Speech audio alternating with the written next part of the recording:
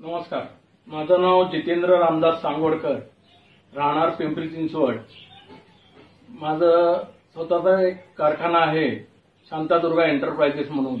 MIDC मध्ये मी anti करोसिव्ह ट्रीटमेंटचं काम करतो, सॅन ब्लास्टिंग आणि पेंटिंग। गेल्या 2 वर्षापासून मला लिव्हरचा प्रॉब्लेम सुरू झाला आणि डॉक्टरच्या कन्सर्न प्रमाणे डॉक्टरांकडे मी बऱ्याच ठिकाणी फिरलो। व्हायटल हॉस्पिटलला फिरलो, व्हायटल हॉस्पिटलमधनं ग्लोबल हॉस्पिटल बॉम्बे परेलला गेलो।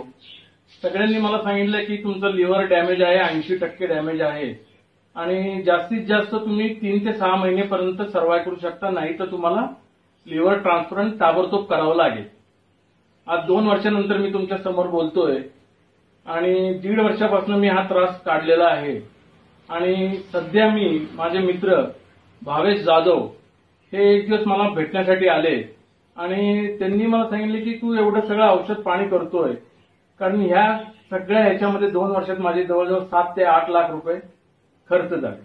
तर तो म्हणला मी तुला एक छोटंसं आयुर्वेदिक तुला मी हे देतो, ते आयुर्वेदिक तू औषध घेऊन बघ, तुला काय फरक पडतोय का म्हणून।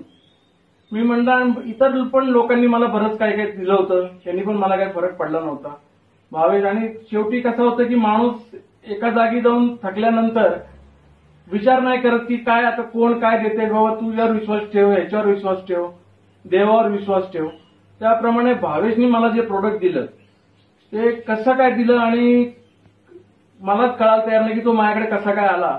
आणि त्यांनी मला हे प्रोडक्ट्स दिले, ऍस्क्लिपियस कंपनीचे इम्युनोडॉक कंपनीचे हे प्रोडक्ट आहेत सगळे। इम्युनोडॉक आहे, थंडरब्लास्ट आहे, ओके, पंचतुलसी आहे, पंचतुलसी आहे, त्रिफळा पण घेतलं होतं त्रिफळा आहे। ओके ओके, हे सगळे प्रोडक्ट त्यांनी मला दिले आणि मला म्हणलं 1 महिना जर तुला फरक नाही पडला तर मला पैसे देऊ नको, अच्छा, आणि जर फरक पडला तर हे तू कंटिन्यू माझ्यासाठी 3 महिने कर। तर मी म्हणलं ठीक आहे बाबा, का आता त्याच्यावर विश्वास ठेवून म्हणलं तू पण दे। तर हे मला त्यांच्या डॉक्टरांकडे पण माझ्या मिसेसला घेऊन गेले होते, आळंदी या ठिकाणी। अच्छा, तर त्यांनी हे कसं घ्यायचं सगळं मला सविस्तर सांगितलं माझ्या मिसेसला, की 1 तास अगोदर काय घ्यायचं, जेवायच्या आधी, जेवल्यानंतर 1 तासानंतर काय घ्यायचं, आणि अशाप्रमाणे मी 1 महिना कंटिन्यू हे औषध चालू ठेवलं। त्याचप्रमाणे मी डॉक्टरांच्या गोळ्याही घेत होतो।